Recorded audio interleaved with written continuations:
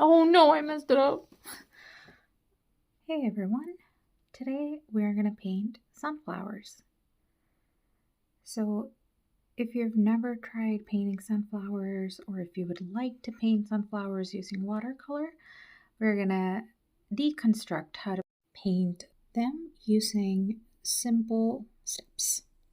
So follow along. I've got my gouache sketchbook, some tape, number 12 round brush. We'll wet our watercolor paper.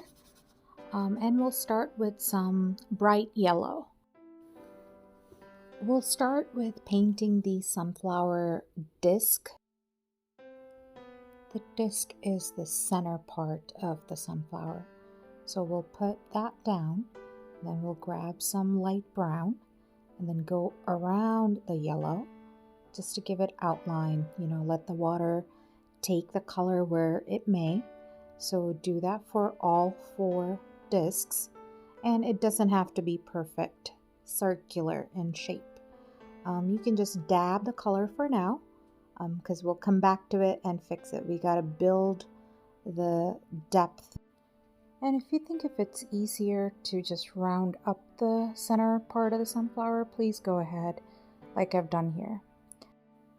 So I've taken lighter wash of a darker brown and just going around the discs once again.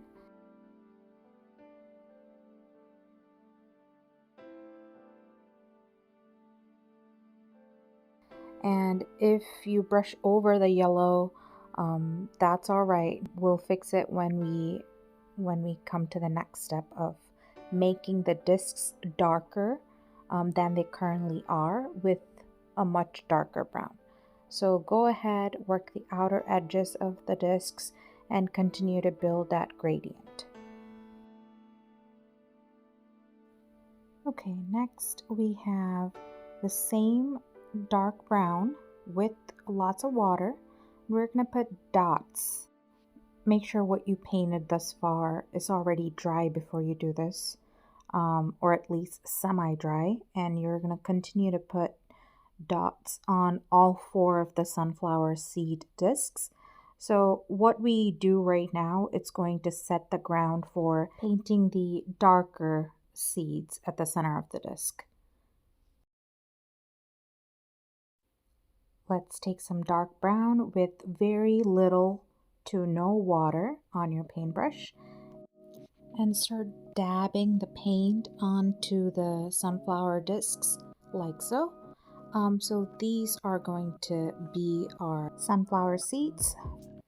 A watercolor dab is tapping or pressing the paint onto the paper vertically. So I'm going to switch our number 12 brush to a number 3 round brush to continue the dabbing technique, to continue putting darker brown spots on all of the sunflower discs. I've got 3 down so far, 1 more to go.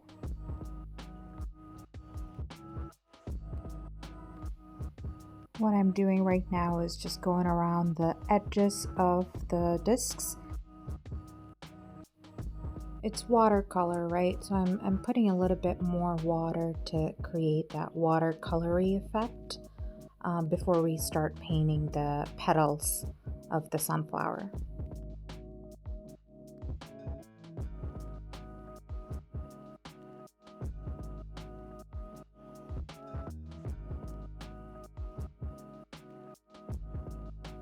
We'll come back to our 4th sunflower disc. Much ignored, but no more. We'll just repeat the same process.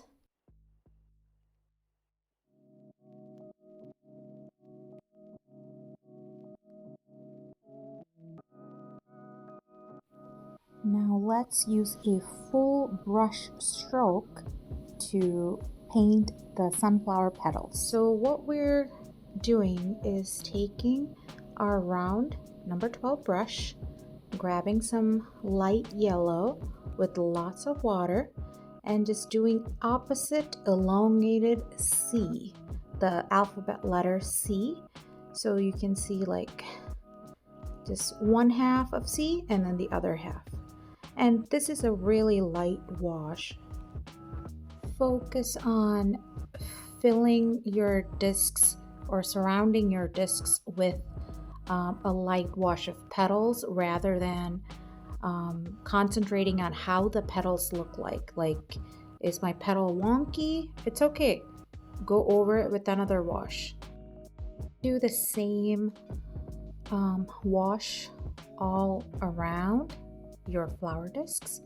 You might notice some of the wash is darker compared to the other petals, and that's okay. That's just natural. So this is where we're at. I'm gonna wait and let this first wash dry. I painted the first sunflower disc larger than the rest of them, so we already know that the petals are going to overlap. Okay, so the first wash on all flowers are all dry. So now we'll take less water on our paintbrush. So this is number 12 again. And we are going to add more yellow. So our next attempt is to add more color to the sunflower. So we do want to ensure that there are no gaps between the petals, not much anyway, while painting. So I'm just going to go all around the disc one more time, more yellow, less water, and just repeating that elongated C's all around the disc. You might start to notice that the flower we're working on, it's starting to look fuller, like more in bloom, doesn't it? Next, we'll take a light orange with not a lot of water, but not too little either. We'll start to pull out the orange from near the flower disc just to add a little more vibrance to the flower. Now let's take more paint and less water. See how the color pigment is darker for the orange? So let's go around, let's randomly add details. So what we're trying to do here is either outline one of the petals or completely paint one. And you don't have to do this for all the petals. These are just random highlights or color that you can add. So after it dried, there wasn't enough pigment, so I've had to go at least 2 or 3 more washes of orange, and I developed the petals into fuller blooms.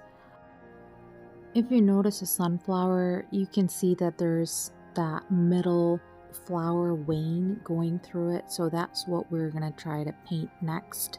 Paint that center line, also trying to outline each of the petals. I've been noticing that when my yellow and orange pigment dries, it has a white sheen on it.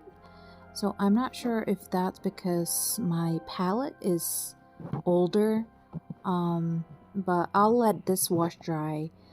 I'll continue working on the other flowers, start building on the yellow, more colored wash, and then I'll go over the outline with orange.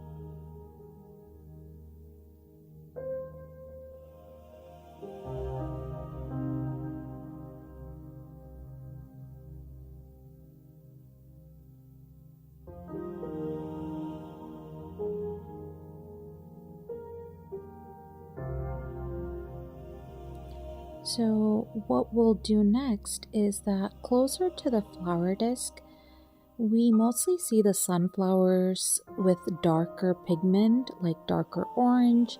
Some are red, even some others are like a darker violet indigo-ish color. So what we'll do is take some red orange. I've switched to the number 3 brush again. Just work that detail and repeat that with the rest of the flowers. So basically, darken closer to the disc and make it lighter or make it more dilute with water as we move downwards to the petals.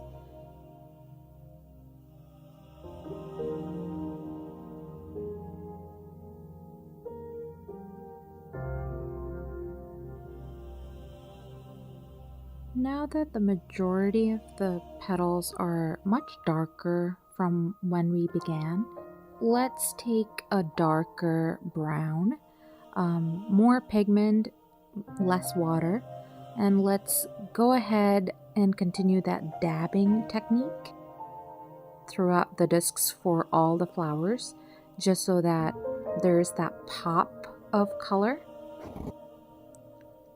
The petals actually are starting to look better than before, and each of them has its own color. Just going to add a few droplets of yellow paint, and that might be just it. Maybe add a little pop of color of the orange also.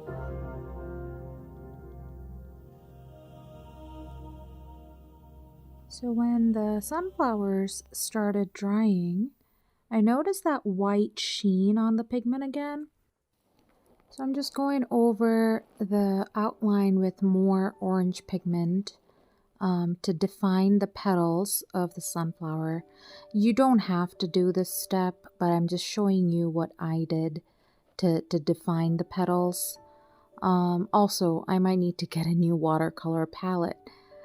Because the one that I'm currently using, it's 10 or 11 years old. Yeah, and the pigments can lose their luster over 10, 11 years.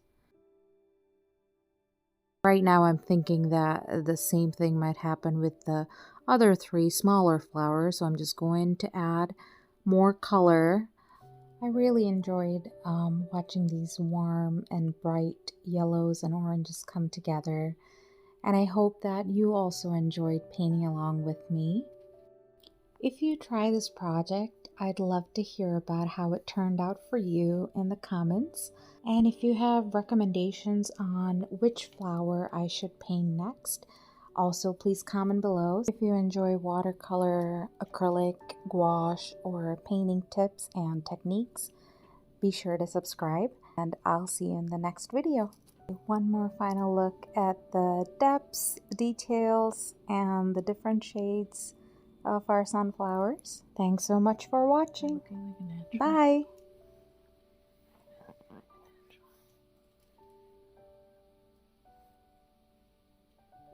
Oh no, I messed it up.